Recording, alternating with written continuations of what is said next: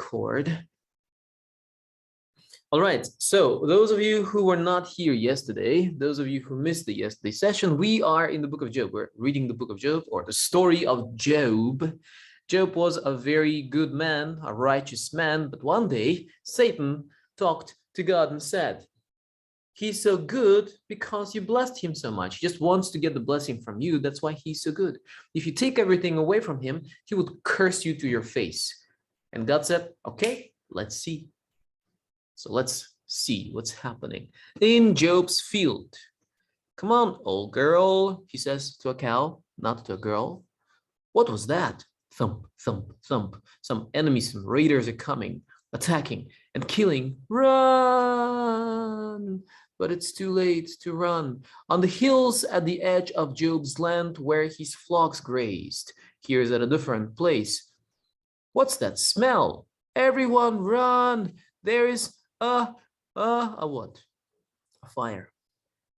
A fire, a storm, a fiery storm that comes and destroys everything. Job's caravan of camels coming across the desert. Do you hear that? It's coming from over there, but what is it? Chaldeans, the enemies. It's a raid. They're everywhere. We're doomed. We're surrounded. So Job is losing everything he had, the cattle, and now this is the home of Job's eldest son, Omar. He wakes up one day, a very comfortable bed. I like his pillows, zebra flavored. Did you rest well? Cole must be a name. Yes, but no, no thanks to you guys, Davinia. How long did Jeff play his lute after I went to bed? Too long, Cole, too long.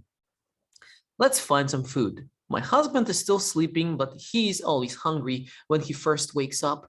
There's plenty left. Omar and the other boys are still awake.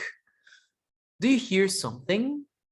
I've never seen. It's coming right at us. Let's get out of here. Where can we go? What is that thing that's coming? Let's see. It's a tornado, right? And that's the sound that it makes. Who wants to try to make it? I guess something like that. It's a tornado and it destroys the house and all of Job's children who were inside. Thank you for sharing my table with me, says Job, I guess, to his friend. We will see you soon.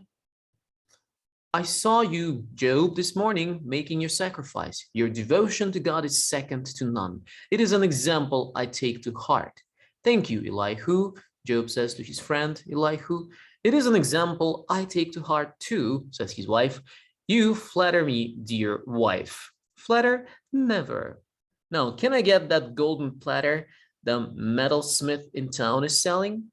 Maybe after a little more flattery. Master, master, now the servant of Job runs to tell him all the bad news. He says, Ebed, not Obed, but Ebed, what has happened to you? Sir, I'm the only survivor, he says. The Sabaeans, they attacked without warning and killed everyone and took everything. Here comes another servant. Hanam, were you attacked too? No, a great fire fell from heaven. It consumed the fields and sheep and all the shepherds but me. It's not possible. Tarum, please tell me you bring good news. We've been attacked by the Chaldeans, says this guy. They surrounded us and killed everyone and took all the camels. Master, something terrible has happened, another guy comes. I know, I have heard. Servants dead, livestock killed or stolen. It's horrible. No, sir, something far worse. Worse? What could be worse, Seth? Your sons and daughters were all at your oldest son's house celebrating. I know this. What did you come to tell us? A great wind came, sir. It struck the house. It collapsed. We searched the rubble and found everyone, but they were all, no, no, no, it's not possible. No, my babies, my dear children. Oh no, look at Job. Why is he holding the knife? Not to kill, but to cut his own hair from grief. That's kind of a symbol of grieving. They cut their hair and put ash on all over themselves, on their head.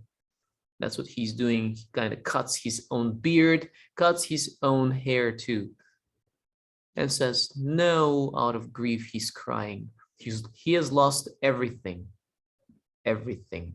A few days later, this is the funeral ceremony that they're having for his children.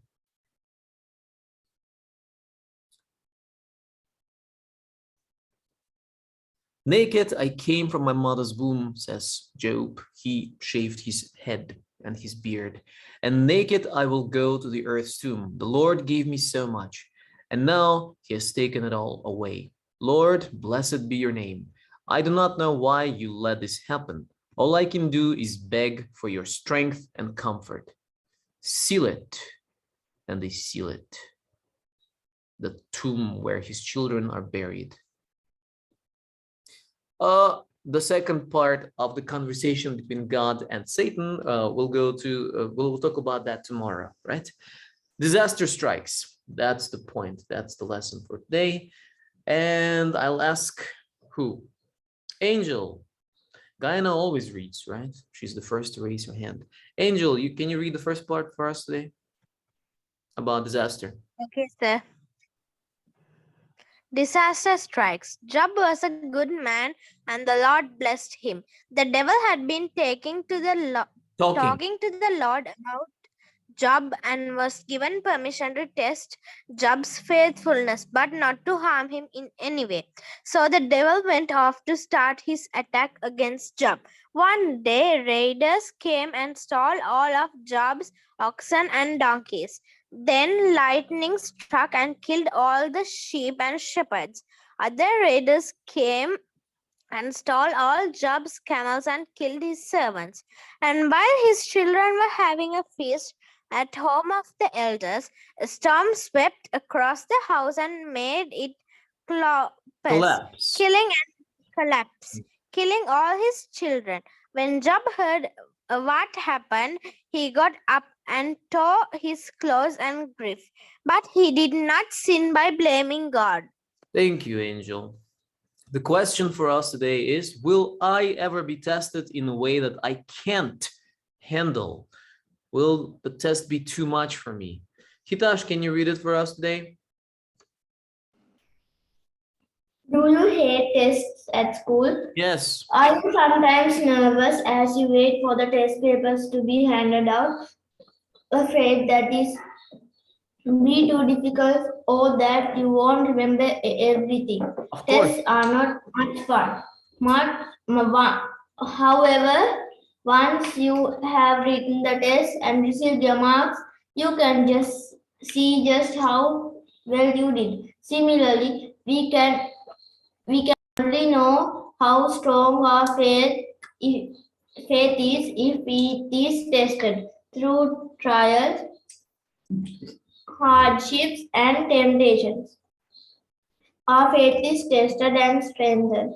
The devil doesn't know whether we pass or fail the test, but God does. Jesus knew that when Peter was going to face the toughest test of his life.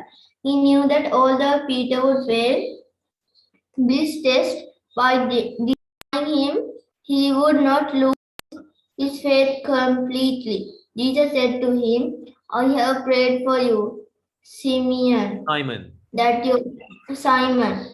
your faith may not fail. Luke 22:32a. Jesus does not keep us from facing problems, but he does make sure that we will never face bigger than we can handle. We will never face anything bigger than what we can handle. That's right. That's the point. Let's read the verse for today together. Ready? Start.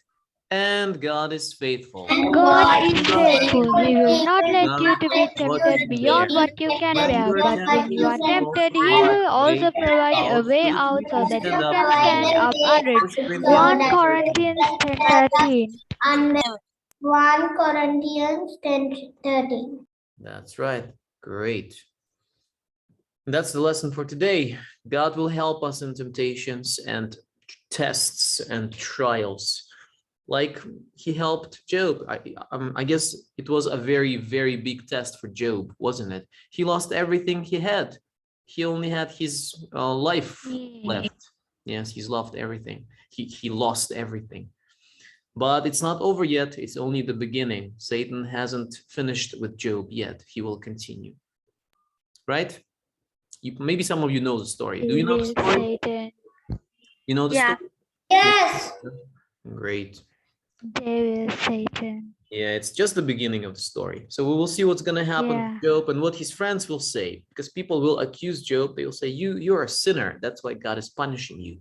But that's not what happened. Anyway, that's for the future. We'll talk about that later, tomorrow and the day after that. This is all for today. Let me stop the recording.